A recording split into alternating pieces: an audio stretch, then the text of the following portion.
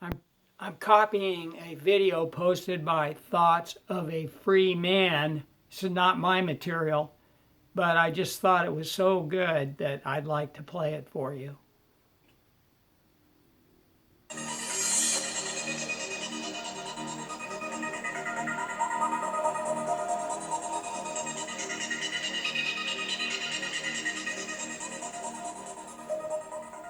Hey everybody, Christopher Green, AMTV Alternative Media Television. I believe it is Wednesday the 12th today, and the United States prepares, and the media is indicating this right now, preparing for a nationwide lockdown once again, crippling states' economies, bankrupting small and medium-sized non-essential businesses because many of us are not lucky enough to be qualified as essential in the government's eyes.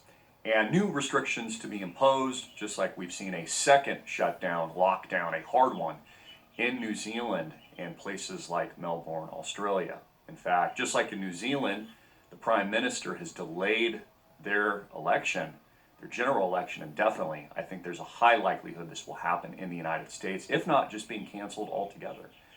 Because, of course, the virus is to blame for everything. In fact, I had to call technical support for a various issue yesterday, and it took 2 hours just to answer a simple question because of COVID. COVID, of course, is to blame. That's why freedom has been inhibited. And I was thinking about this yesterday. Nowhere in the Constitution or the Bill of Rights or the Declaration of Independence where it says we have the right to life, liberty, and the pursuit of happiness, it'd say you had to be locked in your home like a rat and wear a face mask to go outside. In fact, it's a direct infringement on your right to life, liberty, and the pursuit of happiness. And once they seize power and take control, they never give it back. Ever. Ever. And the time to resist was 5, 10 years ago. Now it's arguably too late as they close and shutter the doors to America. I mean, again, if things were so good here, why would they be debating on Capitol Hill right now whether or not, why would we need executive orders on more unemployment stimulus? Why would they need trillions of dollars and more bailouts? Just like the bailouts, they said, would be temporary in 2008-09, remember? It was just a temporary bailout. A couple trillion here and there will be done, and it'll be a full recovery. Notice how that never ended. In fact, more trillions have been spent. It has not even mattered who is the president of the United States. It could be Bush, it could be Obama, it could be Trump, it could be a green Martian for all we care. And they still keep spending. And just like these lockdowns are not temporary, just like the bailouts were not temporary, this lockdown is not temporary. Of course, you can never fully quarantine a virus because it mutates. So when we're done with the 19 version, there'll be a 20 version, and a 21 version, and a 22, and a 23, and a 24, and a 25, and on and on and on, as they kick the can down the road. This is kind of like a child abuser, right? Grooming a small child, right? They kind of just keep kicking the can down the road and making these false promises and this illusion of opening up again when they fully intend never to ever open up again. I tweeted, you should follow me on Twitter, at AMTV Media. And honestly, I'm not being negative. I'm just telling you the hard-hitting and in-your-face truth that I'm not planning for any type of even half kind of reopening until mid-late 2021. Way past this contentious election, well into next year. In fact, all the big tech companies will not even consider sending employees back to their main headquarters and offices until then. And then after that, it's going to be a permanent lockdown. Because again, once they've squeezed you, they'll keep squeezing forever.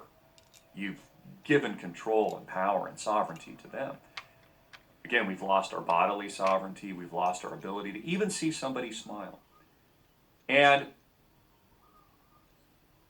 a lot of people have good intentions, right? I always screw it up, but the road to hell is paved with good intentions.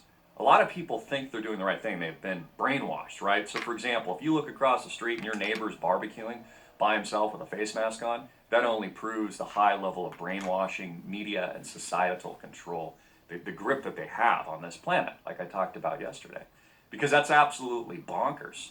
They're now saying it's spreading from aerosol projection and these kinds of things.